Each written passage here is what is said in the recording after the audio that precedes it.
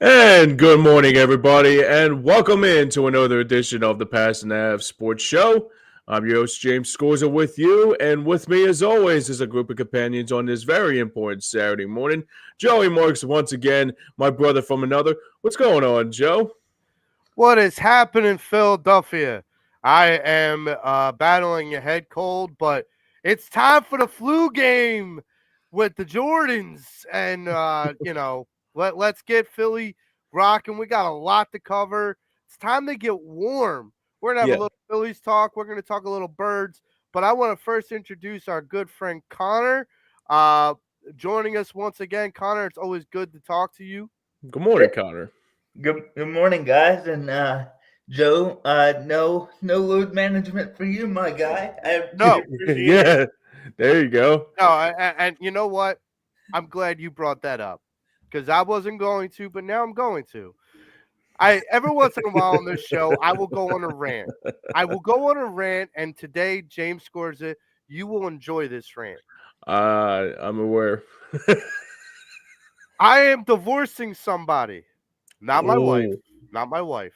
I love you, Sarah. I'm not divorcing my you're wife. saying there's a chance, Joe. Are you saying there's a chance? I am done with Joel Embiid. Me and Joel are done. It's over. Wow. His ass. Listen, the guy supposedly needs knee surgery. No, you don't need an orthopedic doctor. You need a cardiologist because somewhere along the way you lost your heart.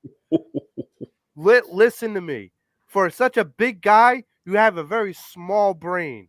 It doesn't take much effort to be that dominant when you are looking and have the athletic ability that you have. So you know what? Here's a little thought. Man. Take the rest of the season, take it to think about where you want to move to, what bridge you want to move under. Because I sent Ben Simmons to the underneath the Brooklyn Bridge. I don't mind sending you there too. So let's be real clear. To our good friend Mike Laurel, I apologize, sir. You were right. I was wrong. We should have traded Joel when his stock was up because this guy wasn't going to ever change who he was. He wasn't going to ever change who he has become. This is a guy. He's a spoiled little brat that has gotten everything he's wanted. And guess what? I am done when I have Jalen Hurts that gets highly scrutinized in this city that goes and puts his ass on the line every Sunday and has Hmm. brought home a championship far sooner than you. I am done with you, friend. Done. Because you are considered one of the top 10 players in this league at your prime. Hmm. Jalen Hurts at his prime was in the top 15, and that's BS. It This is is. a guy that has proven the doubters wrong, not by saying I deserve all the adulation because I am who I am. I deserve all the adulation because I will prove to you who I am. Listen to me when I say this, Joel Embiid.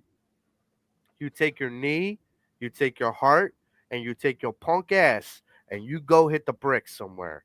I don't care what we get for you at this point. I don't want you in my Sixers uniform anymore. Bravo, Joe. Ooh, Bravo. I'm done. I'm ooh, I done.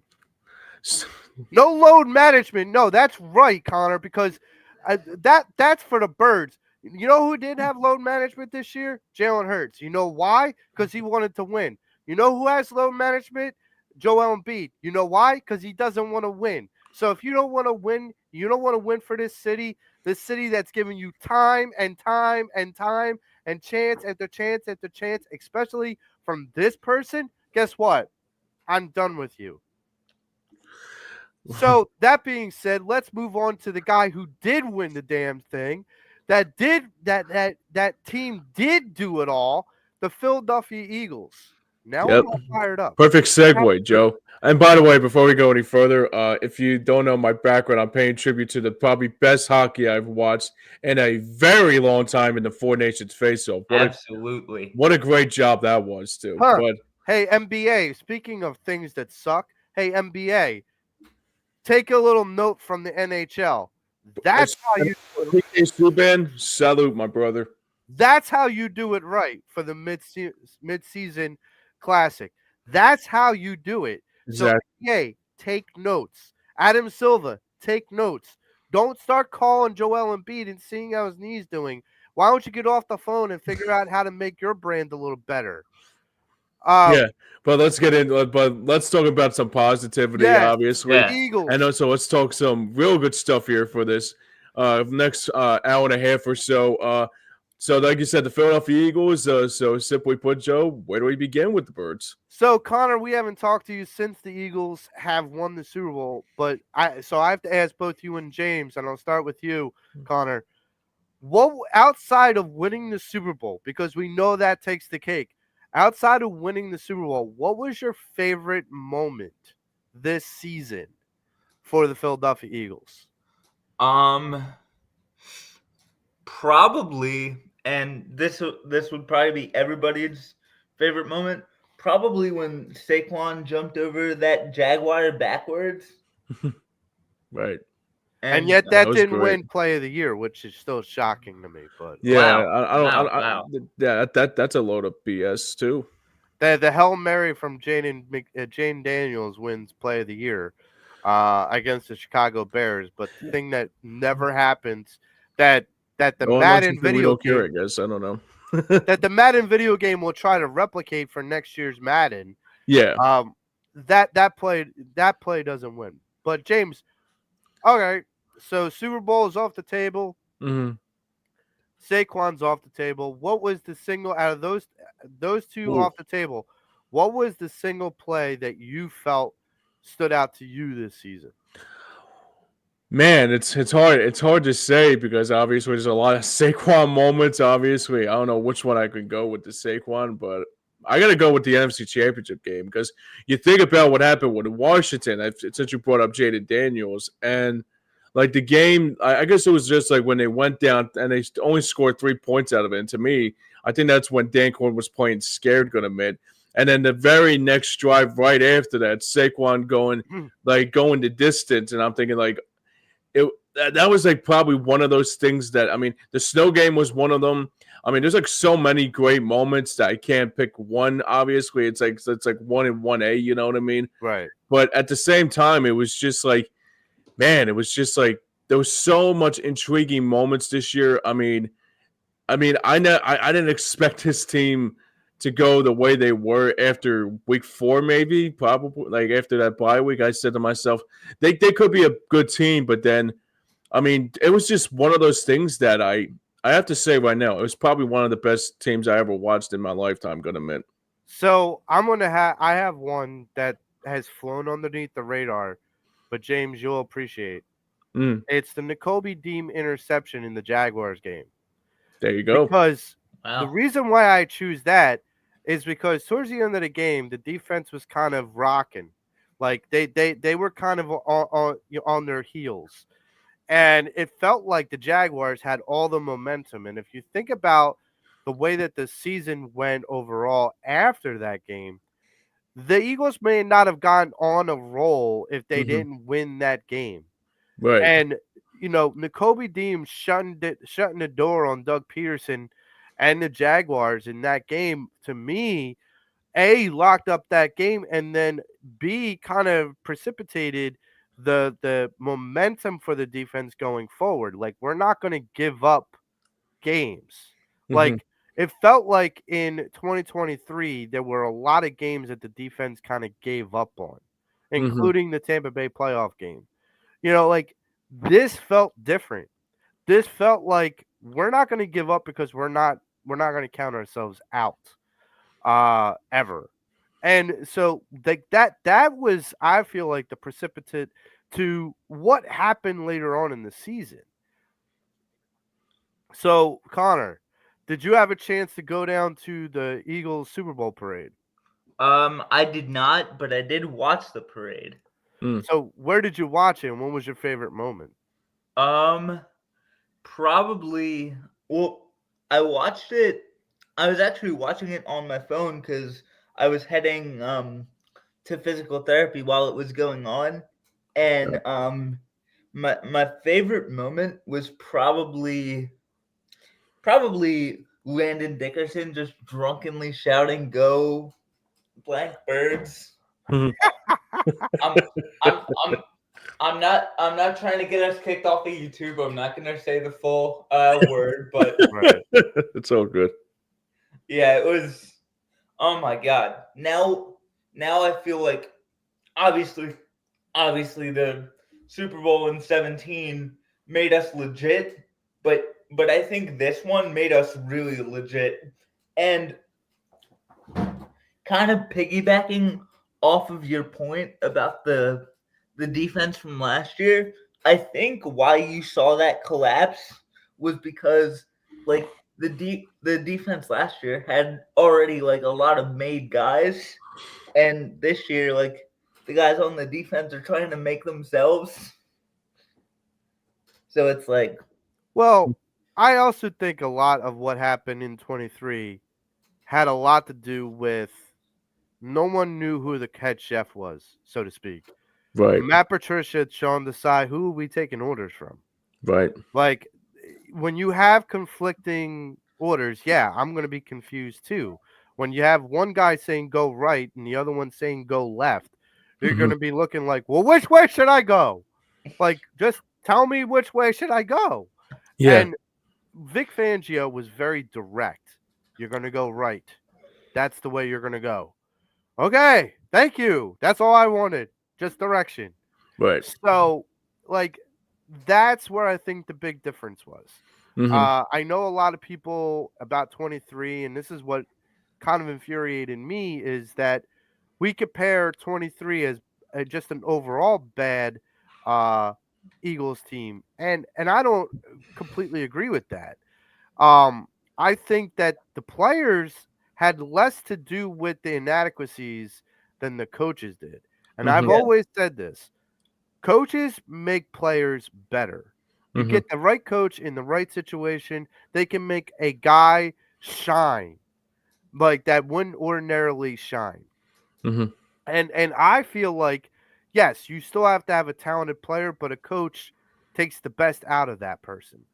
Right. And when you have poor coaches, you're going to have poor players.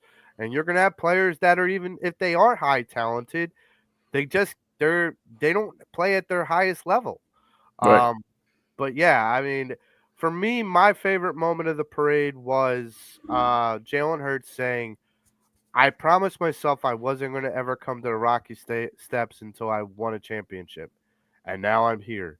And that tells me that he held himself at a standard despite everything. Like he didn't just coddle himself.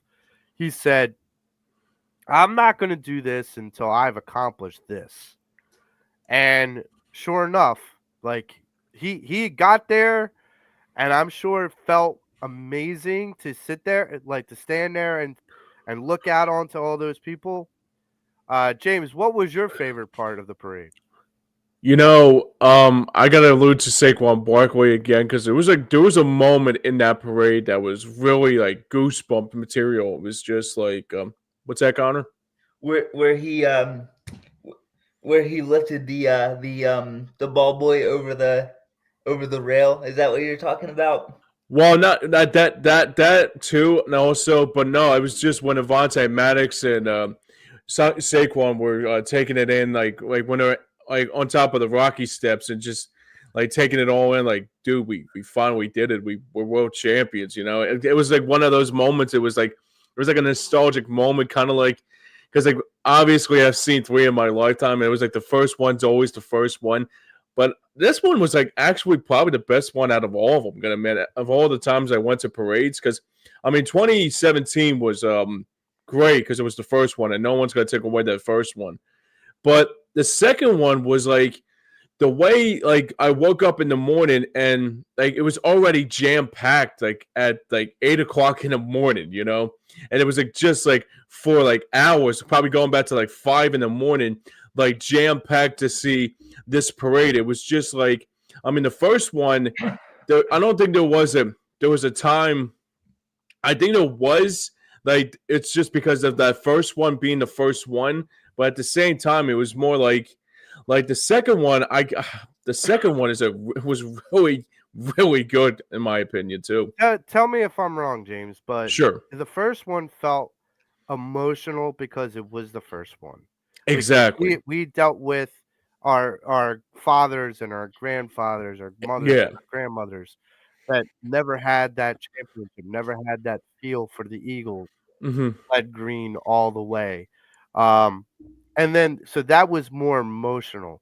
This Right. one was more elation. It Yeah. was like I'll say validation too. That yeah, was it was elation and validation wrapped into one because you now felt like we belonged at the top of the mountain. right. Or we were like, maybe we got lucky, but who cares? We're here.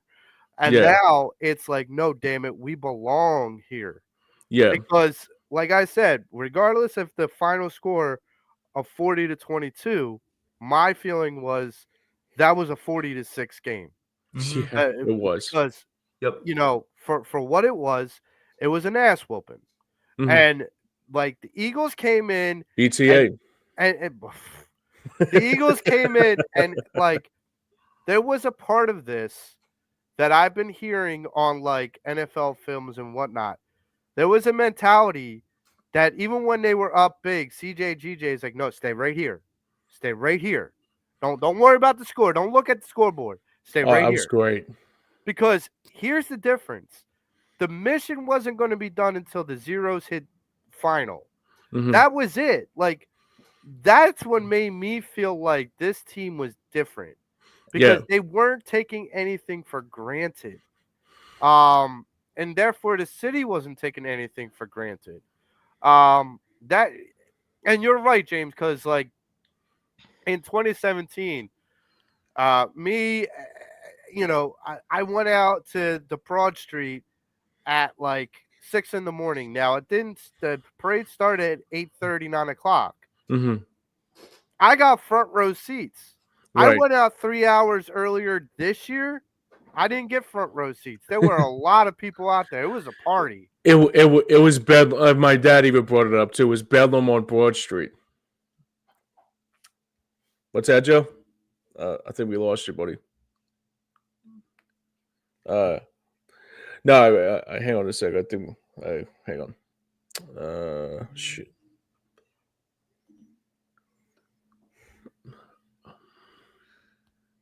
Oh shit. Do we just? Hey Joe, you're still muted, buddy. Hey, oh, Hello. okay, we're Yeah, good. We're good we're now. good. Attaboy. Yep. Oh, so the we'll talk about this in the next couple of weeks. But one of the things I'm bringing up is, believe it or not, because we won the Super Bowl, we are moving really quickly into the off season. Combine is less than a week away. Draft is like a little bit more than a month away. Free agency is less than 2 or 3 weeks away. It's rolling down the river, man. Um, Oh, we got a comment here on Charles Adderley. He checks in and says he's watching from the Nassau, Bahamas. So it's nice. nice, dude. Jealous. Have Yeah. have a Most- have a frozen drink for all three of us. Yes, we don't have to Exactly worry right, about a brother. frozen drink. All we have to do is take our drink outside. It'll be Yeah. frozen soon enough. Yeah, Anyhow, it would be like a snow cone or a slushy. yes. Yeah. So, have a Mai Tai down there for us. Yeah, But dude, savor it and enjoy it, my friend. so the free And agency is rejoice, like Merrill would say too. Go ahead, coming Joe. up real quick. We have 4 major free agents. I want to get you guys your takes on what 1 or 2 is priority 1. So the 4 major free agents are this: Mekhi Becton, Zach Bond, Josh Sweat, and Milton Williams. Connor, I'll start with you. Who are your top 2 choices? Now, I'll keep something in mind. This past week, the NFL put out their new salary cap for the next season. It has gone up significantly, a little bit more than what was previously expected. So the Eagles will have more money to play with. So that being said, out of those 4 players, who are your top 2 players that you want to bring back? Well, the first one's easy. It's Zach Bond. I mean, the way he played, I just feel like it kind of transformed this defense along with all the young guys, of course. But Zach Bond, I feel like, was maybe the missing piece in the middle of your defense, and he once Vic Fangio said, "Hey, I think we can make him an inside linebacker," that just kind of unlocked his game. And number two. Oh man. Between I'll go between Milton and Sweat, but maybe more Josh Sweat, honestly. He's been really good the past couple of years, but especially this year. Mm-hmm. So, So James, who would you say your top two out of those four would be? Well, I think it's obvious. I think it's for me, it's Zach Bourne and Mekhi Becton. But I'll tell you the reason why under Mekhi Becton's wing actually. So basically, we all know what happened when he was with the Jets, right? We all know what happened with he was actually like one step from being a bust up in East Rutherford, and then he comes here and Stoughton just turns him into an all pro. I mean, like even I was watching those times when he was like really good in like when he was like really good this year.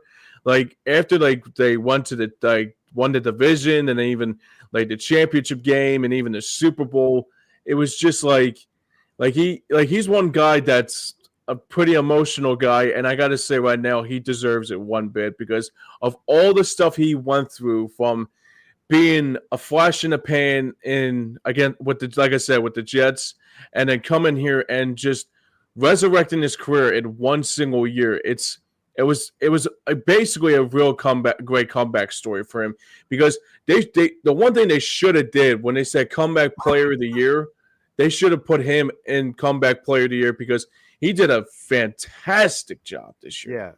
Yeah, and just to be mindful, for people who don't know, Mekhi Becton a couple years ago was the seventh overall pick in the draft.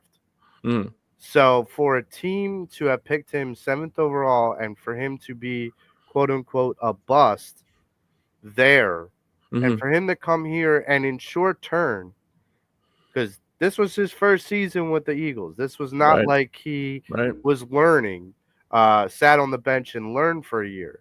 This was his first year with the Eagles. This is yep, a guy who came in and learned, picked up the offense really quickly, and thrived under Jeff Statland.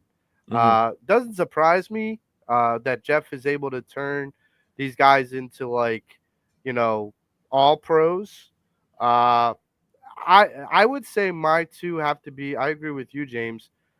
Zach Bond and Mekhi Becton for two reasons. Number one, I get one on the offense, one on the defense, and Mm-hmm. with that offense, I'm basically shoring up my offensive line. Cam Jurgens is signed for another 2 years. We Mm-hmm. have Landon, Jordan, and Lane that are all signed for 2 or 3 more years. You sign Becton for another 2 years. You got a line that is together for another 2 seasons. Mm-hmm. And that gives you a real big window of time, especially with 2 seasons, 2 years left on Saquon's contract. Right. Um, it gives you a lot of decision making for those 2 seasons and really reload. Zach Bond, because the guy played out of his mind. Because this is a guy from a defensive standpoint. Um, you could put, I think you could put him in any designed linebacker play and he would thrive on it. Whether it was a blitz, whether it was a zone, whether it was a man, whether it was a three deep, or whether it was a nickel. This is a guy that can thrive in almost any formation and any defensive framework. I gotta say, I didn't know who Zach Bond was. I don't think many of us did. But the guy, we know who he is now. You know his name now. And not only do I put respect on his name, but I don't want to lose him. Yeah. I put him up there with the Jeremiah Trotters. I put him up Ooh, I there like that. with the high level linebackers, the Nigel Bradhams. You know, like The guys that I Well, feel here's a like, good number 50. That number 53 was like really like good omen for him because if like you think of Hugh yeah. Douglas and you think of like you said Jeremiah Trotter, but go ahead, Joe. But like from my perspective, you're gonna give the other kids time, like a Jeremiah Trotter Jr. You're Mm-hmm. gonna give the other guys time that are coming up uh, to be progressive. Plus, and God, I hope he gets better and gets well soon. But N'Kobe Dean took a bad injury. He Mm-hmm. may not be ready for the first week, Right. for week one. So what we have to do is you can't go in and just say we have Oren Burks and Jeremiah Trotter Jr., two that aren't really highly proven products into the season. You have to come in with someone that can lead this team. Zach Bond knows how to lead this defense. He knows how to be vocal. And, again, that's another thing that NFL films show during the Super Bowl is him walking up to Cooper DeJean and saying, Did you know you were gonna get that ball? And he said, Yeah. He's like, That's a veteran stuff, man. That's some veteran stuff. Yeah, man. And like that's the interesting thing with Zach is that we've always needed, whether Howie or other critics want to admit it or not, we've always needed a middle linebacker that is a vocal leader. We don't need him to be the vocal leader, but we need him to be a vocal leader. And let me be clear. I mentioned two people, CJ GJ and Zach Bond, a free safety and a middle linebacker. When's the last time the Eagles had a free safety that was good with a middle linebacker that was good on the same team? I don't know. Brian Dawkins, Jeremiah Trotter. That kind of worked out for the Eagles for a Yeah. while. Yeah. So You know, it's it's a fun. it's a recipe that seems like it could work even more going forward. Go ahead, You Jay. know, you know what's funny. You know what's funny too, Joe, about it too is that it kind of I feel like it's kind of like we have that same kind of ripple effect, like how it was in 2000, like the 2000s with Dawk and Trot and all that, Yeah. like kind of with Jim Johnson, kind of like what Vic Fangio was now. And I'll never forget the time. I think it was Jeremiah Trotter came to see his son at training camp, and basically Fangio said plain and simple, like you're gonna remind me of Jim Johnson, and I'm thinking like that's some heavy stuff right there, man. Yeah. And I at first I didn't think I mean I wasn't crazy about Fangio at first, not saying that I wanted him here, but he was one guy that early on I was a little skeptical because of that how defensive coordinators came and gone here, and I'm thinking like okay, what's he gonna do? And then miraculously he turned the defense into a like the number one ranked defense from worst to first was like it's nothing short of amazing, guys. So I'll ask you this, Connor. Like tapping into what James is saying, do you think that Jeremiah Trotter Sr. saw his son Jeremiah Trotter Jr. go to the Eagles, see Vic Fangio come in, go to uh, Jeremiah Trotter, Axeman, went to training camp, saw Vic Fangio coach his son up, and probably was like, wow, I trust this guy implicitly because he reminds me of my old coordinator, my defensive coach. You think that makes Jeremiah Trotter Sr. feel a little bit happier because it's not just that he didn't already trust the Eagles organization with his son, but he's got to feel elated because he sits there and he says, okay, my son isn't just in good hands with the organization, but he's in good hands with this coach. I mean, do you think, in your opinion, like, from a father perspective, like that must make him feel, I don't know, protected, like feel, like, okay, my kid's going to be looked after, well? Oh my gosh, 100%.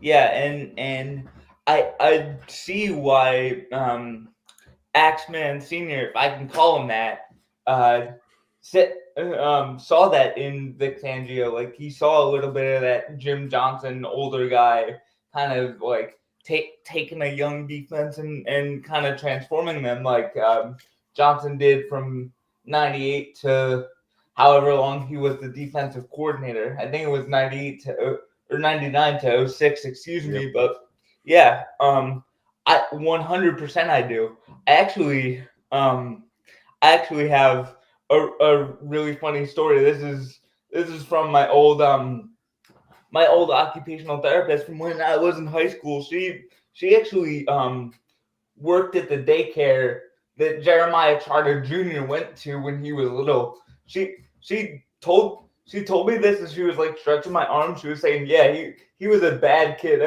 Every time his dad would pick him up, he would like take him in the bathroom just to yell at him.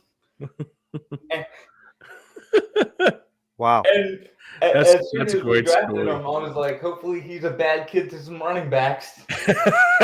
Well, here's the thing. Like, as That's a a great person who's story. a parent, you have your kid, and like you love them implicitly. But Yeah. like every once in a while, they will act out, and you as a parent, you'll be like, "Why are you acting a fool? Like, why? Like, you're better than this. Stop acting a fool." And I'm sure Jeremiah Trotter Sr., Axeman, was probably like to his kid who was acting out, going, "Listen to me. You are my son. You got to get your head right." There's parts of, and you brought this up, James. There's parts Yeah. of Jim Johnson was very military based. Oh Like, yeah. you are going to do what Jim Johnson wants you to do, or you're not going to play. Right. And Jeremiah Trotter, he always implemented it, and but you look at Brian Dawkins and Jeremiah Trotter and all those other guys, Hugh Douglas, Yep. Ike Reese, like these guys, Hollis Thomas, they all were like very disciplined. They never fooled around, because if they did, and they knew they did, Jim Johnson would not play them. So I think Jeremiah Trotter Sr. is just trying to implement at that age with his son, like, listen, I love you, but you need to stop acting a fool. Right. Because you're going to get to a point someday where I'm not going to be the one telling you acting a fool, and I'm going to let that coach you up. And I think Jeremiah Trotter Sr. sees Vic Fangio being tough on his son and going, he's not ready yet. And Jeremiah Trotter Sr., instead of being the father, is like, what do you mean he's not ready? What do you mean? That's my son. He's going, all right, coach, you put your foot so far up his butt until he is. I'm just going to sit here and watch the game. That's all I'm doing. He's not in cowboy blue. I don't care. That's a very good point by you, Joe, too, obviously. But no, I mean, it's such a great story, because it's like one of the things when I saw when Trotter got drafted, I was like saying to myself, like he was like an infant when the time, actually around this time 20 years ago, when he was what do you call it, like when he got to the Super Bowl, and when 20 years later his son's playing for the Eagles. It's kind of like, I even shared it on Facebook earlier in the week. I said, like, father like son, and full circle. Exactly. Yep. Exactly. Same number, same color. It's like perfect. Oh, dude, I was a big Trotter fan when I was a kid. I love Trot. And I am not.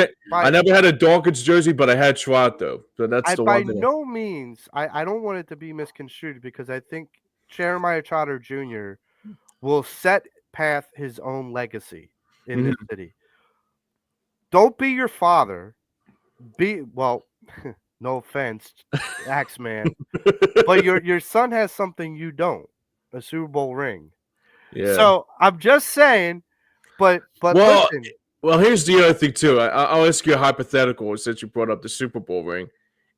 If Trotter played in today's world, like today's like if he played Trotter for Senior, if Trotter Senior played in today's world, would he have the same kind of effect as his son, or you think he, like, I mean, I don't know how to ask the question, but no. Like, what level of success you would think he would be in Vic Fangio's defense compared to what he had back with Jim Johnson? No, because the way that the game is played now, it's too Good point. athletic. Yeah, that's true. It's like this question's always, and Frank Finnegan would probably be all over this. It's Hmm. the game is different than it was 20 years ago, and it doesn't seem. But I also feel like it's reverting back to the way it was 20 years ago, Hmm. or a little older. Yeah. I feel like we're getting away from the pass happy offenses because Mm. I think people like Vic Fangio are saying, you know what? I don't want to get burned by a pass happy offense. I don't want to get 500 yards passing or thrown Yeah. on me. So I'd rather die from a death of 1,000 cuts and only give you 8 possessions Right. in a game and have my team, meaning his defense, stop you 2 or 3 times. I'll be honest, James. When I watched that Super Bowl in the very beginning, I said each team's going to have 8 possessions in the game. Right. Right. Can the Eagles stop the Chiefs for 3 or 4 of them? Hmm. That's how I was literally microcosming that Super Bowl in the very beginning, because I didn't expect that the Chiefs were going to get shut down offensively like they did. But it's like I said on our previous show, I felt like Vic, the whole talk was, will Spagnuolo frustrate Jalen Hurts? Hmm. I think Vic Fangio flipped the script and said, no, you know what? I'm going to frustrate Patrick Mahomes, Yeah. and it Right. showed. Um, so, I don't think Jeremiah Trotter Sr. could play at the level that he played 20 years ago in this league, but I do feel like I don't even feel like he would be a linebacker in this league. I feel like he would be an edge rusher, Hmm. because he's got the build. So if you put that kind of build on the defensive line, it's different. Hmm. Now, would Jeremiah Trotter Sr. be able to do that? I don't know. This is why I think his son is more built for this league. And I think he's going to have a bright future. Just he still has, he's raw. We've used that term before. He's raw talent that needs to be kind of curated a little bit more in order to be ready for its field. Yeah, and Bobby Murphy checks in and says, "We have to sign Bone and trying to sign Becton possibly." Excuse Yeah. me. And I think Milton and Josh Sweat both leave. I can think that too. But Ojomo could replace Milton, and we draft or trade for another pass rusher. Yeah. So, I I mean, I, yeah, I could see that. here's my thing, that this is what people are like jumping off the bridge for. What I have faith in how he's drafting now. Yeah. Right. I implicitly do, especially on the defense, because he's gotten it right the last 2 or 3 years. Mm-hmm. And there's a guy, his name is eluding me. I think it's Jalen Walker, from the Bulldogs, from your Hmm. Bulldogs, Oh, okay. that is potentially on the board as an edge rusher. You know, Uh, I there's would that go. guy and Sawyer from Ohio State, but I think I was Sawyer. going to say Sawyer. Yeah, Jack Sawyer. Yeah. Yeah, I would. He was fantastic in I those think games. I think he's going to go early in the first. I would be I, surprised if he's there at 32 or even yeah. second round. But look, Can you another imagine we Bulldog. get I'm yeah okay with another another Bulldog. Bulldog? But let me ask you too. I mean, since we got the Bulldogs, we got the Penn State Nittany Lions, and we got a couple players here and there. I mean, if Jack Sawyer falls to the Eagles like 32, I'm going to say, man, that's just like highway robbery. How kind of like Quinyon Mitchell was there last year too. Gonna No, admit too. I'll go. I'll take it one step further, James. What's that?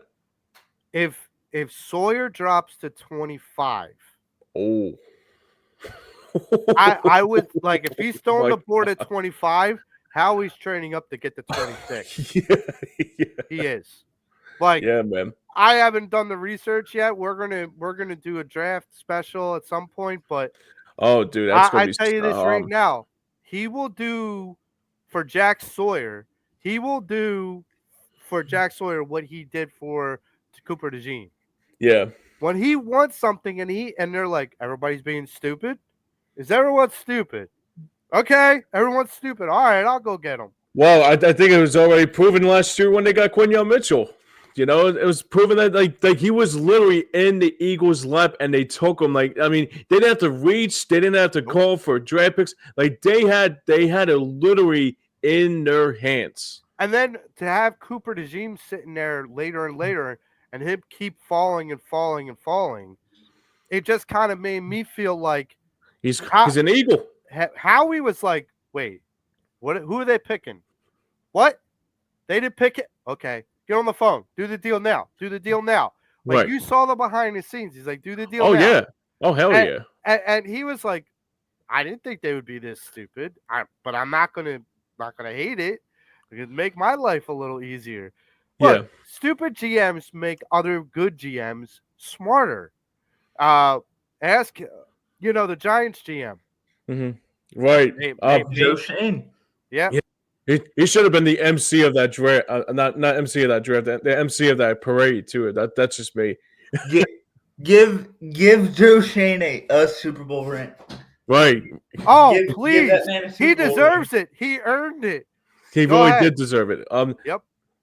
No, but Bobby checks in again and says Howie is always looking to move in draft, and also Howie can move up to the draft if he really wants a player too. So that's the thing too. That's what I'm getting at. If he starts to see someone like Jack Sawyer slide down, oh my God, he's going to start thinking about, okay, where's my money? Where's the sweet spot?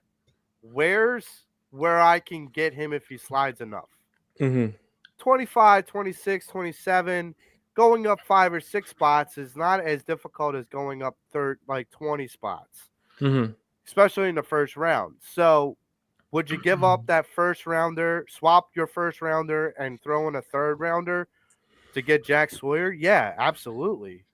I would do that and throw in Bryce Huff to be just for safe measure. Bryce Huff for Jack Sawyer? Oh my God, that'll be a win-win. Are you kidding? Absolutely. Absolutely. So, final question for the Eagles, and this was a hot topic that I felt very passionate about. Now, James, you know how big of a fan I am of Jalen Hurts. Oh yeah. I have been his fan probably since we drafted him on draft night. And we had Freddie Burns on a couple weeks ago prior to the Super Bowl, and me and Fred were on that night on EOP doing the draft show after we drafted Jalen Hurts, and we're going back and forth of why Jalen Hurts is good and why are we drafting Jalen Hurts, and it's a quarterback factory. And I basically said it right then and there, and I meant it then and I mean it now.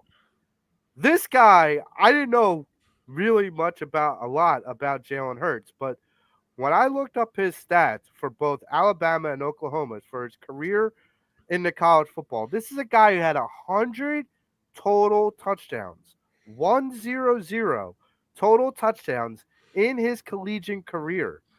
I don't remember a lot of players at the quarterback position having that. I just don't, coming out of the college career.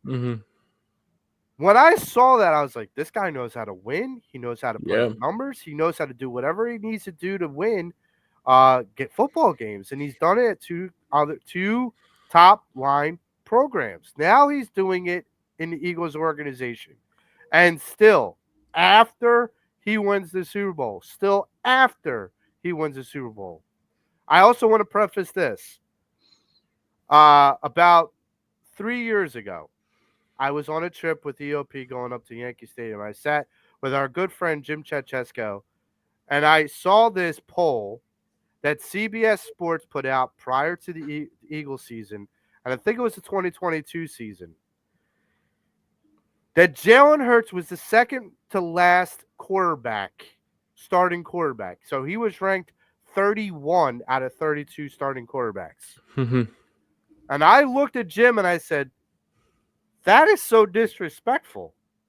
And he's like, yeah, I don't agree with that. Then he had the 2022 season. Now we're fast forward to 2024, Super Bowl MVP, Super Bowl champion. And he's still not, quote unquote, elite to some people out there. So I got to ask this question, because I'm boggled. I'm waiting for someone to tell me why. Connor, do you think Jalen Hurts is an elite quarterback in the NFL right now, and why? 100%. I think not just the way he plays, but also the way he leads his team, the way his teammates would run through a like brick wall for him. They would do anything for old number one back there. So I think yes, absolutely, he is an elite quarterback, and anybody who doesn't think so is a few fries short of a Happy Meal. That's a good way to put it. James, I'll ask you the same question. Sure. Do you think Jalen Hurts is elite, and why? Well, we got one more. We got Bobby checks in one a couple of times. Says, he's actually alluding to you when you were talking about Jalen Hurts. He says, I told everyone Hurts will replace Wentz, will be our franchise quarterback the night after he was drafted, and people thought he was crazy. And he said, like, LOL after that. I'm gonna admit. I'm with you, Bobby. I was in the same boat. Believe me. And there's a lot of people that were in the same boat too, according to a couple people that I know too. Hurts, and he says Hurts is a winner, plain and simple. But yeah, that's the bottom line. But you know, Well, James, before you go on, sure. You were sitting in the seat with me on our show. Oh yeah, months after Jalen got drafted with Al and Frank, like arguing with me. Oh, Joe, he can't throw players open. Yep. Oh, Joe, that this wishful thinking that he's a top 5 quarterback. We need Russell Wilson. We need Deshaun Watson. I was like, are you out of your mind? Like, no. Look how bad they're playing. Look how bad they became. Deshaun Watson just got fired from the Cleveland freaking Browns. Right. And Russell Wilson is being passed over by the Pittsburgh Steelers. Right. Meanwhile, we have Jalen Hurts and we're sitting pretty. But go on with your point about elite. Sorry. Well, no, I mean, I know we had this debate on and on when we had like previous debates, like you mentioned, like Al Safiri and Frank Finnegan alluded to. And I mean, at first, I'm not gonna lie to you, when Hurts got drafted, I said to myself, okay, you just gave Carson Wentz this big contract for 5 years. But then he started to really play really bad. And then there was like other stories that came out after he left, like saying that he wasn't a real true leader. He had a real beef with like Foles getting the more attention in the championship game and almost got punched in the face by Darren Sproles. And also LeGarrette Blount told him how much he wasn't a good leader. And I said to myself, you know what?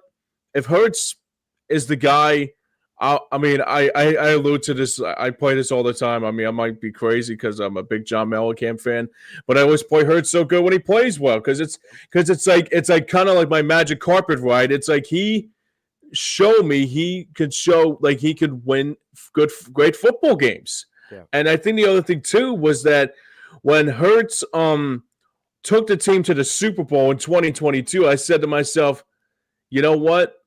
I think Howie Roseman knew what he was doing on that draft night of 2022. But Bobby checks in again, says the injuries to Wentz, and the concussion versus Seattle was the first round of the playoffs, sealed it for me, and his days were numbered here in Philly. You sound like just like my friend, like when he was at that game too. He said the same kind of thing, like when Wentz went down with that injury, that was the last time you'll see Wentz in an Eagles uniform. And we were thought, dude, you were crazy. You're crazy to think that Hurts is gonna. I mean, not Hurt. Well, at the time, I didn't expect Jalen Hurts will be the quarterback, but with Carson Wentz going down, it's just that. I mean, especially when he played really bad in games in 2020, where I had that, dare I say, new normal swear bomb ran about it, but it was more not because of Howie Roseman that didn't know he was doing.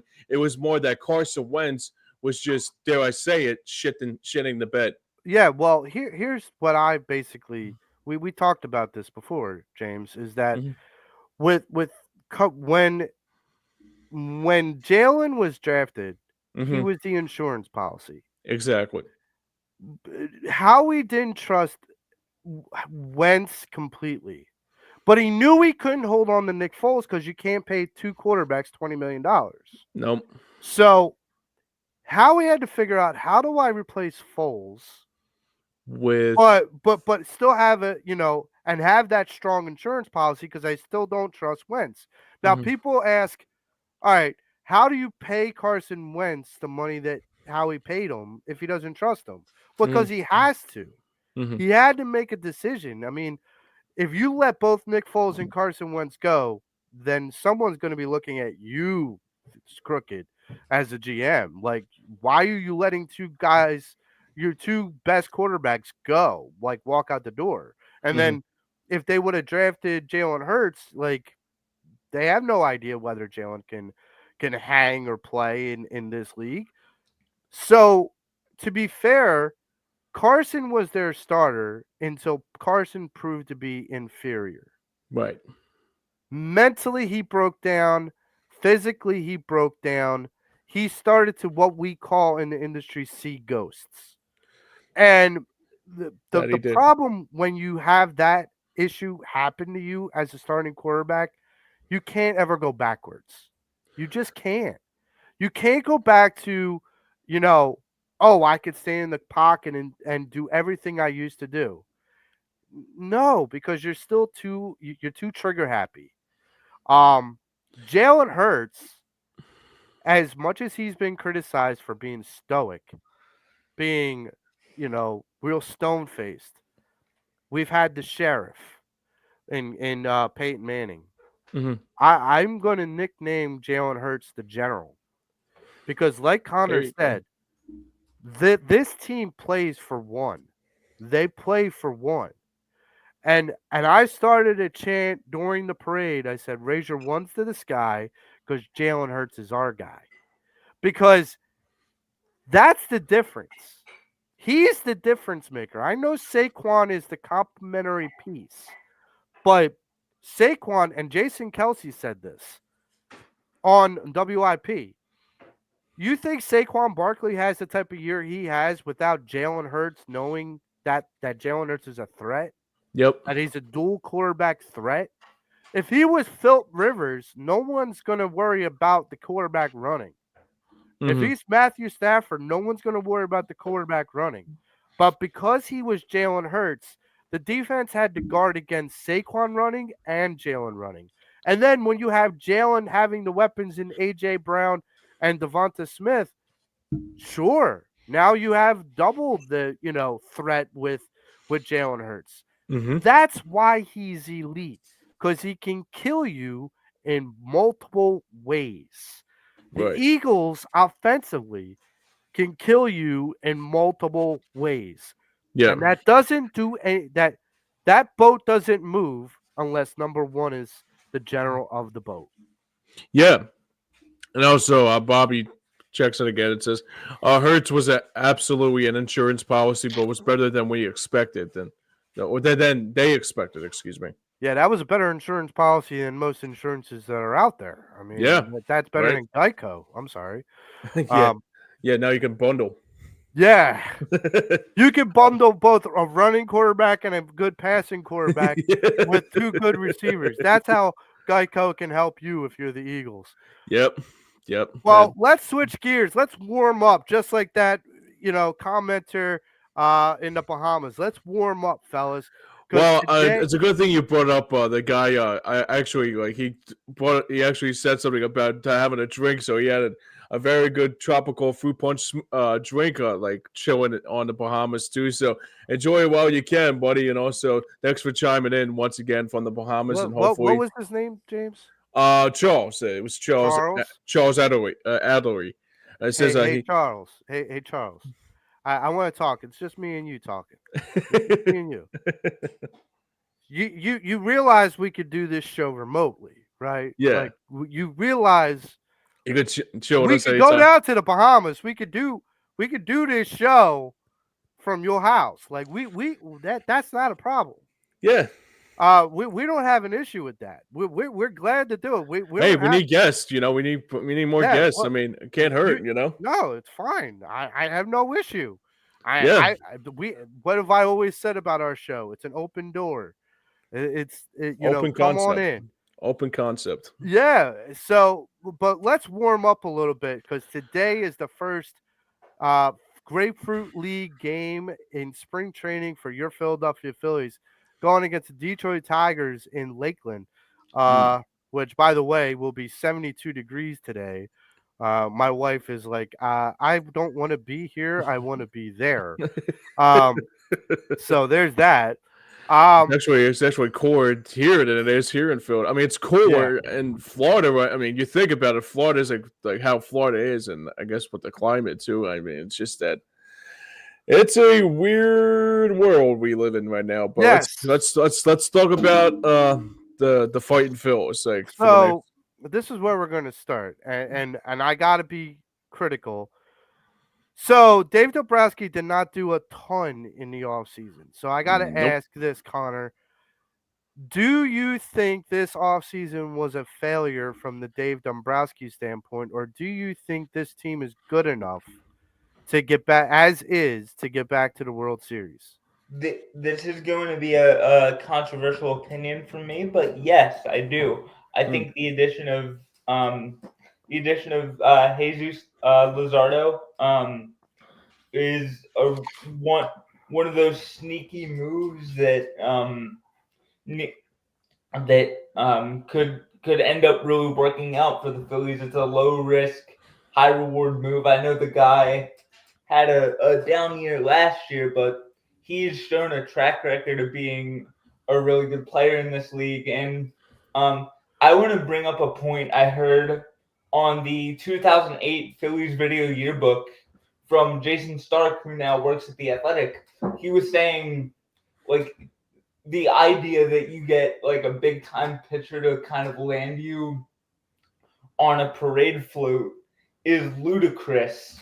It's usually those like small moves that kind of fill in the gaps and land you on that parade float, lifting up the commissioner's trophy. So I like the move of Jesus Luzardo.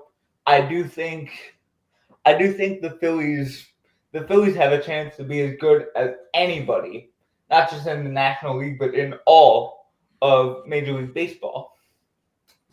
So you think this team is good enough to get back to the World Series? Yes, I do. Okay. James, how about you? Same question. You think that Dave Dombrowski failed in the offseason, and do you think this team, as is currently, good enough to be a World Series contender? It's a real man. It's such a tough question, but it's because it's like I wish there was a little bit more that Dabrowski could have done. I think, but I think hang on a sec. I think Bobby checks in one more time. It says no. I feel they are running it back with the same. Oh, talk about the Phillies. Okay, he says no. I feel that they are coming. They are going to run it back again with the same results. Excuse me, and going to come up short again. You know, I got to be honest here. I'm not going to lie to you. I mean, this is probably one of the off seasons that the Phillies have had in a while that I say to myself, this could be really good or this could be really bad. But I think it's going to be. It depends on what they're going to look like in the first couple of weeks of this. Not first couple of weeks, but more like the first couple months of the season. What they're going to look like, because I mean, obviously, you think about what happened. Like the debate that was all this week was the Trey Turner situation about what he has become ever since he signed that big deal in 2022. Then they had, I mean, the one thing I really am bothered by, here's the thing that bothers me more about anything about this too, is that they're trying to change Kyle Schwarber from leadoff hitter to cleanup hitter. Because if Kyle Schwarber is giving you a chance to give you an early 1-0 lead with a leadoff home run, why are you going to fix it with a guy who hasn't shown the capability in Trey Turner, who came here on a big deal, and also has shown, even Tyrone alluded to it earlier on the best show ever on 97.5, The Fanatic during the week. He said that basically Trey Turner has been good, but he has not been great. I mean, look, it's been 3 years now since Trey Turner has signed that big deal. Now you got to show me what you're worth, unless I mean, the whole Schwarber leading off the debate situation. Why is Kyle Schwarber leading off and all that? But if he gives you a lead off home run every time, why are you going to think it's a bad idea to go up 1-0? Then somebody that strikes out and swings for the fences like a Trey Turner every once in a while too. Even Ruben Amaro probably alluded to it earlier. Try to bring in Bryson Stott as a leadoff hitter, but if it ain't broke, don't fix it. I mean, right? Well, I would agree with. We'll get into the lineup in a minute. Sure. Because that's been a hot topic. Yeah. Is that's the thing that drives me crazy about this team. It's like if it's, I mean, Schwarber gives you a chance to make it 1-0. Why you want to fix that? So okay, well let's dive into this. Sure. So the reason why you have a valid point. If it ain't broke, don't fix it. Correct. There's so many people. We just got done talking about the Eagles. Mm-hmm. So many people like, oh well, you're not going to run the ball with Saquon for 500 carries next year, so you're going to have to throw the ball more. Okay. Yeah. But doesn't mean that we can't still have a run-heavy offense. It doesn't, just because it's not just with Saquon. Like, here's the thing. If it ain't broke, don't fix it is an absolute correct thing. But this is where I would disagree with you. It hasn't worked to get us to the finish line. See, in the Eagles concept, it worked to get us to the finish line. Mm-hmm. So don't fix something that isn't broken. It's not broken. We won a championship with that formula. So just figure out how to reconnoiter that same formula. So if it's not just Saquon getting 500 carries, maybe Saquon's getting 500 carries, and maybe Shipley's getting 250 carries. Like right. Split it up. Like whatever you have to do to make it work, don't deviate. Right. But with the Phillies, we haven't gone to the finish line with Schwarber at leadoff. There has been something that has been a trend. And I look at the World Series champions, much as I don't want to, the LA Dodgers. Shohei Ohtani batted leadoff. Now, Shohei Ohtani, I would you guys agree with me? He's the best player on the Dodgers? No, best player in the league. Yeah, probably best player in the league. Okay. So you're not only putting like a guy that's the best player on the Dodgers, the best player in the league at leadoff. Why? Because you aren't just trying to hit home runs. Now, if Shohei hits home runs, that's great. If he gets on base, that's great. I go to a whole other extreme. I want Bryce Harper to lead off. I want to put our best shooter. And I'm not saying anything wrong, Kyle. But if you're asking me who's a better player on the Phillies, Kyle Schwarber or Bryce Harper, I think hands down everyone's going to say Bryce Harper.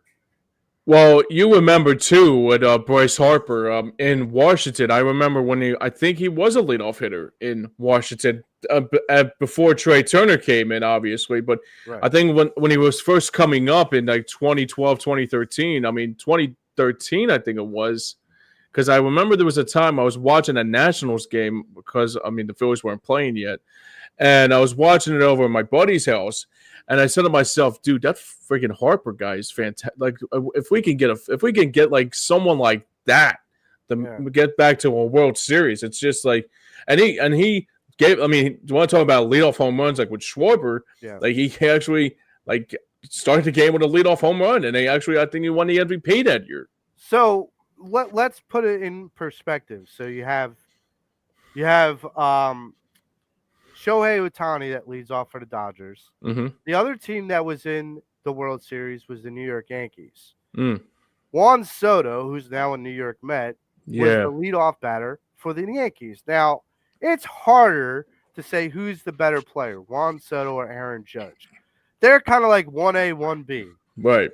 But here's the fact of the matter. There is a prototype out there in Major League Baseball. You put your best player up to bat first. and you let the rest of your lineup dictate what happens after. Yeah. So even if it's, you know, Bryce Harper, then Trey Turner, then Kyle Schwarber, then, you let Bryce set the tempo Mm-hmm. and you let everybody look.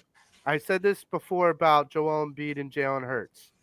Sometimes players that are the star players of the teams in this city Mm-hmm. need to shine brighter than everybody else on their team. They just do. Yeah. And like, that's not being unfair. That's just being realistic. Right. So for me, what I like, I called into WIP and I said Bryson Stott. Now, if I'm going with the prototype, like you're saying, if it Yeah. ain't broke, don't fix it. Well, the part that's not broke is the formula that the Dodgers and the Yankees used, Right. putting the Right. best player on their team to bat first. So I got to ask, Connor, James, I'm going Mm. to start with you, Connor. I want you to give me your Phillies lineup. Uh, if you were Rob Thompson, who is going to be your opening day? What is going to be your opening day starting lineup? Ooh, opening day starting lineup. I would put. Oh my god. I would put Schwarber at leadoff. Mm-hmm. Behind him Turner, Mm-hmm. and then behind him Harper. Um, and then Real Muto. Stott. Who else? Who else? Who else? And then I'd probably have Marsh in the 7 hole. And then 8 and 9. Um, who am I missing? Who am I missing? Well, won't you be like, Boom. Oh, boom too. I forgot about Oh Alec my Bohm. god. I, I mean, Alec Bohm. He was actually Alec Bohm. I think he'd be a really good like 5'6", and Mm-hmm. then I'd probably have Stott at like 6 or 7, Marsh at 8, and then Max Kepler? Kepler at 9. Yeah. I Hmm. think I think that's a solid lineup card. And Yeah. then as for like starting pitcher, uh Well, it's for me it's a toss up between Wheeler and Nola. But well, I'll they say already announced that Wheeler is going to be the one. Christopher Sanchez is going to be 2, and Aaron Hmm. Nola will be 3rd in the rotation. Wow. Well, And then How about that? Luzardo will be 4, and Ranger Suarez will be 5. Oh, thank God. I was gonna say, don't tell me Taiwan Walker's in that. Please, I don't want Taiwan Oh my Walker God. touching the diamond. Can he like clean the diamond? Like, can he be part of like the cleanup crew? But James, same question. Yeah. If you're Rob Thompson, opening day is coming. Yeah. What does your starting lineup look like? Your batting order. Man. I mean, it's. I mean, I have to go. Let's see. Let's go 1 to 9. Okay. Let me visualize it here. Um. It's a toss up between. I like I like that debate you talked about with Harper being the leadoff guy. I think that's a very good understatement of Schwarber is not the leadoff guy. So for me, I would go either Schwarber as the leadoff guy or like you mentioned, like with Harper as the like leadoff. But so second, I got. I don't. I had to put Trey Turner at the second spot because obviously because he's a great. Like I guess. I mean, but I'm skeptical about him. But that's another story for another time. Harper third, fourth. I got. I think I'll put Alec Bohm at fourth, JT at fifth, and we forgot about Castellanos too. So at sixth, I think I'll put Castellanos at fifth or sixth. Seventh, I got Brandon Marsh. Depending on situation, it might be Aiden Miller 8th or 9th. And Johan Rojas will, and then I wait. So wait a minute, Max hang on. Kepler. Max Kepler or Johan Rojas, Yeah. 8th or 9th too. So ideally, if I'm Rob Thompson, this is how I'm lining up my guys. Leading off at the 1 spot is going to be Bryce Harper. Mm-hmm. Number 2 is going to be Bryson Stott. Number Bryson, 3. Bryson. Yep. Number 3 is going. Now I get that's lefty. Mm-hmm. But this is where I'm gonna switch it around. I'm gonna have Alec Baum at the 3. Mm-hmm. I'm gonna have Kyle Schwarber at cleanup. Mm-hmm. Because if Bryson and Alec all get on, now that Kyle Schwarber home run is a grand slam. There you go. So there's Didn't that. think of that. So then I'm gonna go Nick Castellanos, and then Trey. Then I'm gonna go um, Brandon Marsh, and then I'm gonna go Trey Turner. Trey Turner drops a lot in this lineup for one main reason. He's good to turn the card over.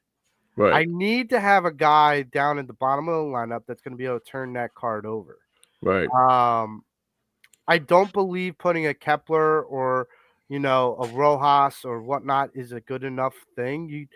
The last thing you want to do is treat the 9 hole like it was when we had a pitcher hitting Right. the 9 hole. Right. So if we could put like a Trey down at the 7, 8, or 9 hole, my feeling is I don't care if that guy feels insulted. My feeling is you will turn this lineup over so Bryson, and everybody else gets to eat. That's actually a very good lineup, dude. So Max Kepler and Marsh and all that will be between the 7, 8 hole, and then Trey Turner. So they will alternate. But here's the thing.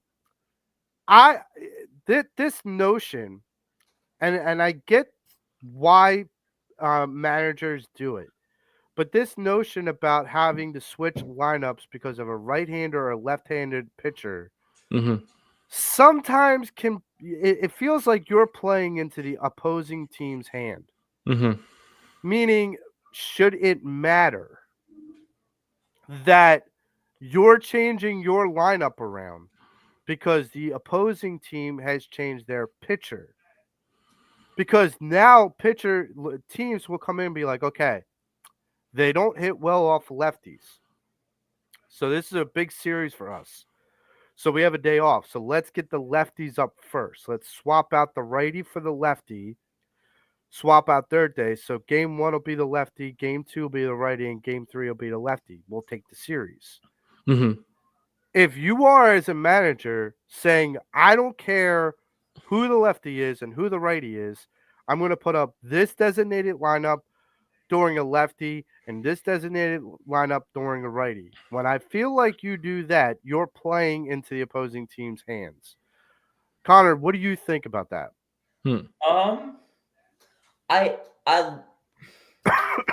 Here's where I'll disagree with you.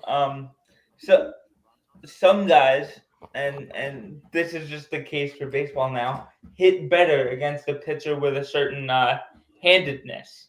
So I like the idea of having different lineups for like a right-handed pitcher versus a left-handed pitcher. Excuse me, but I can see your school of thought that our offense is so good. Like our offense is so good, it shouldn't matter who's on the mound.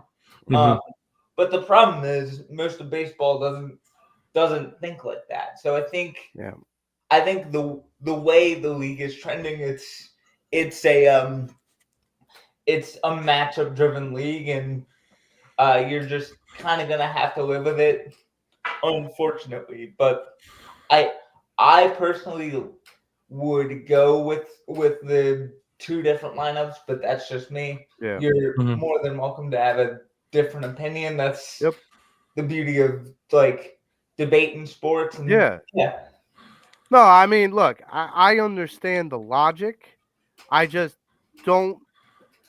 It's kind of like I'm trying to get closer to the framework Mm-hmm. of some of the teams that are at the top of the majors. Like I look at like the Diamondbacks and the Yankees and the Dodgers and Astros. Like those teams don't change a ton of their lineup Mm-hmm. depending on pitchers. Mm-hmm. They tweak it. They may change like the 7, 8, or 9 hole, but they don't change like the landscape of it. Like you don't if you're gonna bat Bryson Stott, or if you're gonna bat Amundo Sosa for Bryson Stott because it's a lefty, Mm-hmm.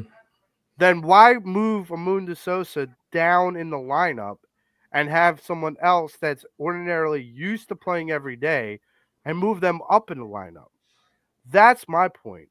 If if you're gonna have Bryson Stott at so like I have him at number 2. If you're gonna put Amundo Sosa in, you don't move Amundo Sosa down to the number 5 and then move someone else to the number 2. Because guess what? Now you're gonna throw off that person's ability to see what pitches they're gonna get in a given game. So like what? Monday they're gonna bat at the number 5 or 6 hole. Number on Tuesday they're gonna bat the number 2. That's gonna screw up people, Yeah. at least in my opinion. Yeah. So that's my logic.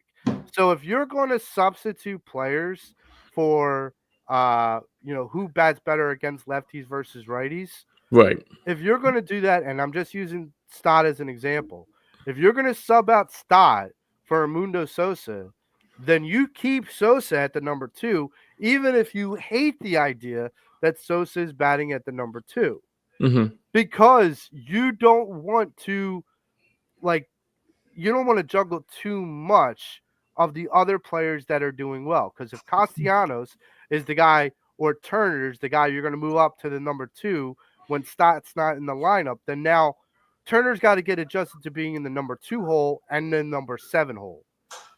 That those are two different lines of sight because pitchers are going to pitch you differently depending on what position you're batting in the order. Um, Before we go, I wanted two other questions.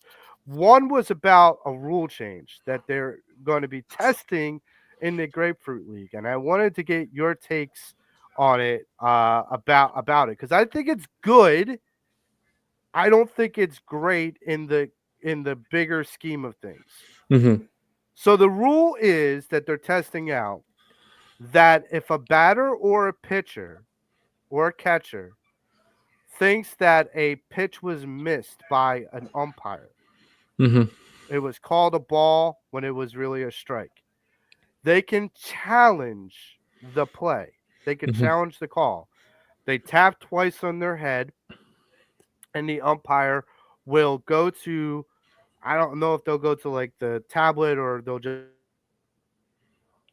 get like something in their headset. But Oh, what will okay. correct it Okay. is the umpires will have the box that we usually see on television where it shows like strike or ball. You know what I'm referring to? Yeah. Oh, Yep. yeah, yeah, yeah. Yeah, I Right. got you. So they will have that.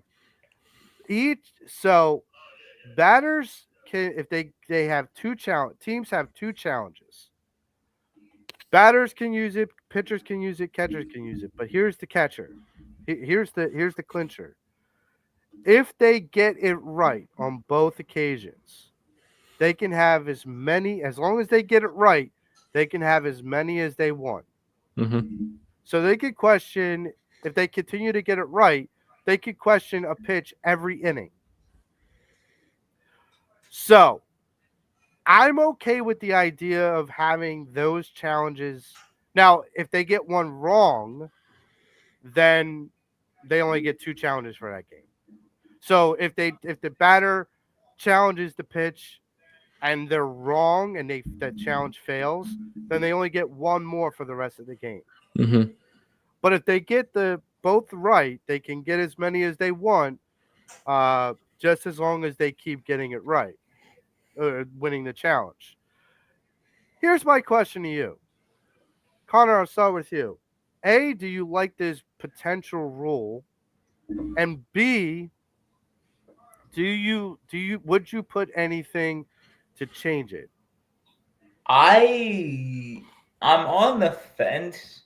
I would honestly have to see how, like, I'd have to like need like a bigger sample size for it. More than just like one season of spring training. I would need 2, 3, 4 years of data before something like this gets implemented. But So so doing what they so did before with the pitch clock in like minor leagues. yeah, Mm. yeah. Yeah. Um, but like I I'm on the fence, and I don't know if there's anything I would really change about it. Um, because again, I'd have to see it implemented like in the context of the game. Mhm. Um, yeah, like I really don't know. We'll have to see kind of how it plays out. Is it definitely going to be implemented this season? Do we know that, or Yeah. Well, it's going to be implemented in spring training. And I think depending on how it goes with spring training and how the players react to it, and how the umpires react to it, just like overall, like how people react to it, how Mhm. like, and this is where I gotta go. It could slow down the game Mhm. again. Yeah. You just took all this time with the pitch clock speeding up the game. Now you're gonna implement something that's gonna slow it back down. That might turn people off. Mhm. Now, that being said, they're gonna see how it goes in spring training, and there's nothing definitive that says they're going to do this in the regular season. Right. But it's on the board. We'll see how it works out. But James, what do you think about the rule? So I'm in the same category as Connor would say. I'm on the fence about it. But the one thing I really am on the fence about it more than anything is that I think it's just that the time tested about how long the play is going to be. Like for like if let's say for example like a pitch that was a ball and like but it was a strike, but then they have to challenge it and all that. I mean, they already got the pitch clock working to where it's supposed to be, Where everybody's um, comfortable with it. where everybody's comfortable with. Yeah. Exactly. And the other thing too is that I mean, it's a good experiment to see where it takes you. I mean, it's not like sign stealing like it was back a few years ago with the Astros, but I think like if it's not if you can like do like and the one thing I would want to do is if they can put a limit on like how much the replay of the ball and strike is, like kind of like they used to do with football, kind of like what they used to do with football. It's like a 2 minute challenge, like instead of making it like a full on challenge and like it takes forever and then I mean Philly fans are going to be impatient if it's not Yeah. a strike right away or if it's taken away from the game. You're going to hear that raspy voice that we don't want to hear, but the other thing that really bothers me about it is that I don't think it's going to take away from the game necessarily, but it's going to take away from other fans who are trying to become baseball fans and saying like, why is the game stopping? And like kind of like impatiency, like depending on like new fans who are trying to become fans of baseball and are going to be curious to know like why is the game stopped? I mean, it's not raining, it's not delayed. I mean, it's gonna take away from what could be like for. I mean, it's one of those things that like I said, I'm on the fence about, but at the same time, I think it's a good idea. But if you can like limit um, the what do you call it, the challenges to like 2 minutes or maybe a minute 30, just so you don't have to like wait forever for that challenge to be too. Well, and this is where I'll go. So I'm okay with the rule. Just because I feel like, and we've talked about it on this show, Mm-hmm. that the umps, especially last year, were egregious. They were Oh just yeah, they were horrible. horrible, god awful. So I feel like anything that I don't want to say makes their job easier, but I do want to say that I want to get it right. I want to have the game played right. Mm-hmm. And I don't want it to be in the balance of a guy who needs to go see his optometrist and hasn't. Right. Right. So here's what I would say. Mm-hmm. I'm okay for the rule. I just don't think they should have an unlimited if they keep getting it right. Right. I think there They should want to be. make the perfect call. I mean, it'll be a little too much. Well, here's the thing. Say a guy is good enough or a pitcher is good enough where he's like, oh no, I know that's a strike. Yeah. So he challenges it, and it's like I said, you could be right. You could challenge a pitch Mm-hmm. once every inning, and you Mm-hmm. could be right every single time. So that's 8 challenges, 9 challenges in a game where there's like 9 different stoppages, and that's just for that type of challenge. Right. That's not including other challenges that are going to be done by the manager, done by the umpire crew, or whatever. Mm-hmm. My feeling is you want to give them 2 challenges, fine. If they get both right, they get a third, just like in the NFL. Right. If they get both challenges right, they get a third. That's it. That's all you get. You get 3. At the most, you get 3. You get 2, to play around with. But if you get both right, you get a third. You get rewarded. But that's it. So, and that's the one way I would change it. The other way I would change it is me and you are puckheads, James. Connor, I'm not sure if you follow hockey, but um, in the NHL, the referees are so quick because they have someone in Toronto Mm-hmm. that's always keeping an eye. So when a goal goes in and they're not sure if it's a good goal, they get on the horn with Toronto and they got a decision within what, 2 minutes? 2 minutes, something like At that. most, yeah. Yeah, at the most. At the So most, yeah. the game is not stopped for very long, Yeah. and they get it right. Right. If this is like that, then I'm fine with it. Mm-hmm.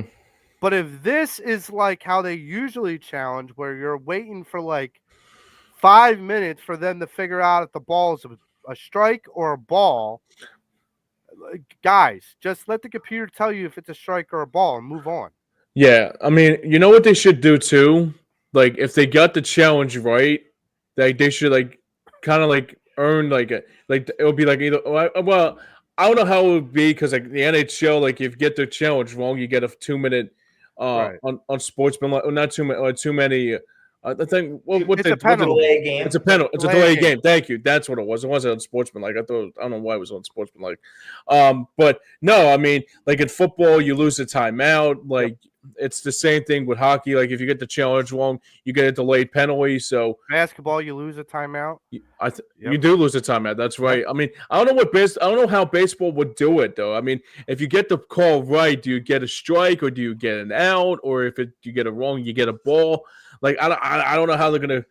I don't know how they What can would do be that in the baseball. what would be the extreme? Do you think if they got it wrong, Um, I think would the extreme be that the player would be out, like automatically out? I would guess. I mean, I don't. Like I said, I I don't know how it will work in baseball Yeah. because it's like it's both like I mean it's not like it was like an inconclusive call, you know, and you're confused about it. I mean I can understand if it was like an actual challenge, like if the runner was out, you get an out, and also if it was, I mean, I don't know how they're going to allude to like a ball and strike. I don't know what kind of Well, advantage would you take. Actually, I kind of guess, confusing. Gonna admit. I guess if I had to unpack that a little, Yeah. say it's a 3-2 count, the Mm-hmm. pitch goes and it's a strikeout, Mm-hmm. right? Well, no, let me refer back. Let me go back. Three Yeah, it's one, confusing, isn't it? right? The 3-1 count, Yeah. right? 3-1 count. Mm-hmm. The pitch is a strike. Now the batter's at 3-2. He challenges the pitch. He doesn't think it's a strike. He thinks it's a ball. Mm-hmm. He thinks he's been walked. Right. So the call is confirmed. It's a strike. But because the challenge failed, he also gets another strike, which means he's out. Hmm. So if you get the call, if you get the challenge wrong, you get a strike. Right. If you get the challenge right, the thing just, upheld. It just means that you get it now. Like, You get another challenge. Um, oh, okay. I guess that makes sense. I don't know. It's like twisting logic into a pretzel. yeah. Well, It's here's kind of the thing. confusing in a minute. Here's the thing. I think it's baseball trying something new, but Yeah, making it more complicated than it has to be. really complicated. Like you need to be a rocket scientist to figure out how the hell this is going to work because we're trying to figure it out. And Well, maybe we can ask Neil deGrasse Tyson or Bill Nye or something. yeah, Yeah. seriously, we'll have them on the show like next week or something. They Yeah, have By the way, did you guys actually see Neil deGrasse Tyson like the actual science of the tush push?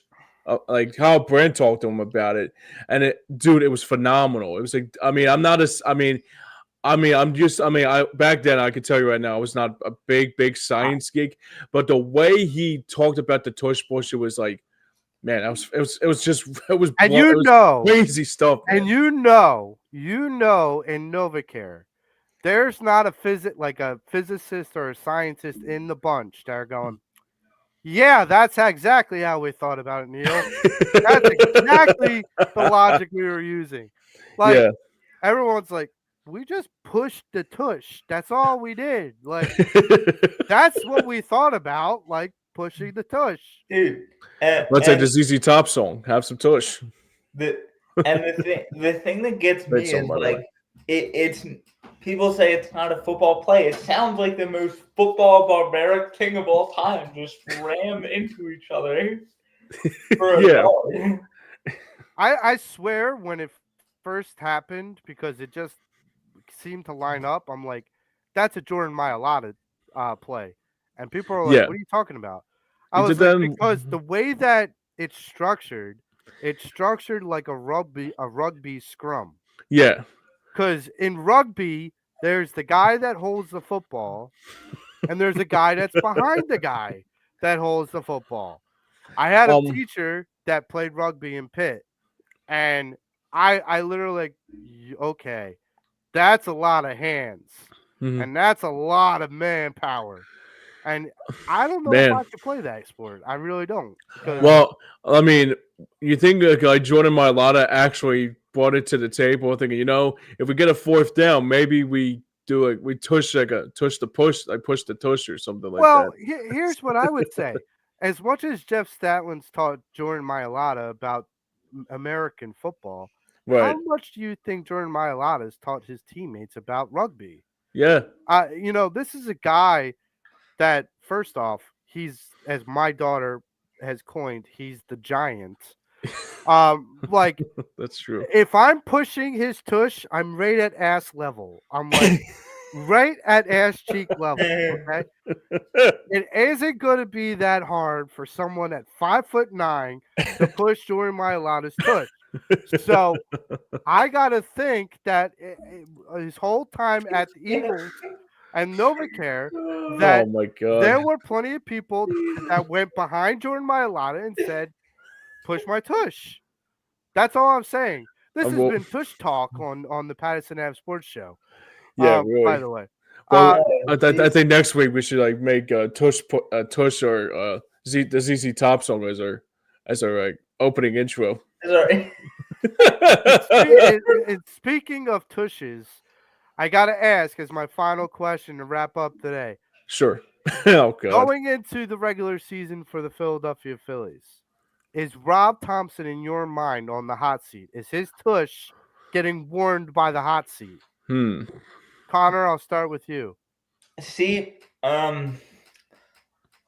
another controversial take from me. I don't think so because he has that same ability to connect with his players that Nick Sirianni does, and whatever Rob does, whatever Philly Rob does, like the players seem to respond to, and Mhm. like for those reasons, I think they're gonna win, and for those reasons, I don't think if he does win and they do win, I don't think he should be considered on the hot seat. James, is Rob Thompson's tush warming up exponentially right now? Um, I mean, It's hard to say because especially what the last 3 years have felt like for him, and obviously we're coming into this year like basically 3 years removed from that World Series run. But I mean, at first I was saying to myself, this could be this could be like Rob Thompson's last year, but it depends on what they look like in that first half of the season, obviously. Because you think about, I mean, I went down the list last night when I was going through the stuff about like previous managers having success here. I mean, you think about obviously like the Charlie Emanuels and all that, but ever since like probably going back to Charlie Emanuel, they had like Ryan Sandberg for a little bit, they had Pete Mackanin for a little bit, they had Gabe Kapler for which, by the way, it's a little 2 years. Yeah, 2 years for 2 years, and That's he's a enough time to get a suntan. little suntan and some coconut oil, but I Yeah, ain't gonna go that far, so let's not get crazier. And then Joe Girardi for a little time. But all joking aside, though, it depends on what I mean. The one thing I really want to see out of Thompson is that I want to see that same ripple effect that Nick Sirianni did for the Eagles and say, okay, this is how you get to a Super Bowl and win it. And now you got to take that same ripple effect. Maybe Bryce Harper saw it before, and let's not get crazier with Bryce Harper. Lay off the TikTok stuff. Gonna admit. Anyways, but the other stuff, that the one thing that really bothers me about it is that if somehow in some way Joe Girardi, Rob Thompson, thank you. I got just so many managers in this team in the last few years. Jesus Christ. No, but what Rob Thompson needs to do is that they have to have that same ripple effect that the Eagles brought, and also maybe have that same kind of philosophy that they had the last couple years, and probably go back to a World Series and probably win it now. So you both make valid points, and I feel like Rob Thompson is on the hot seat, and this is why. Because I'm semi on the hot seat. I think it's a little semi. Yeah, it's simmering. It's a warm seat. It's warm. It's a warm, yeah. That's what I would think. This is why I would say that, because this team in 3 years has regressed. Mm-hmm. And the only way that you could point out who's in charge of the players' regression is the head guy in charge. Mm-hmm. And I agree with you, James, in some way that I have to see what this beginning of this season looks like. Mm-hmm. Because if we come limping out of the gate, Ooh. it makes me feel like they've already tuned them out. And I like agree. that is a problem. Big problem. For me, it's the difference. You brought up Connor, Nick Sirianni in comparison to Rob Thompson, and the only thing I would disagree with is Rob Thompson's towards the end of his career. Nick Sirianni is just thriving in the beginning. So Nick's got to hold on to his job. He's got to pay the bills. Like this is his career. Mm-hmm. Rob Thompson, he can retire tomorrow. He's already had a fulfilling career. Yep. Sometimes when you're towards the end, you don't always have the momentum to galvanize the players that want to care too. You got to care like that's the difference. That's why so many people misconstrued Nick Sirianni. He cared so much. And I think in some ways a little too much, like, all right, dude, settle down. We get it. You care. But with Rob Thompson, he's so even keel. You can't tell whether the guy's excited. You can't tell whether he's like overjoyed or upset or whatnot. It's kind of like Belichick, It's the same tone.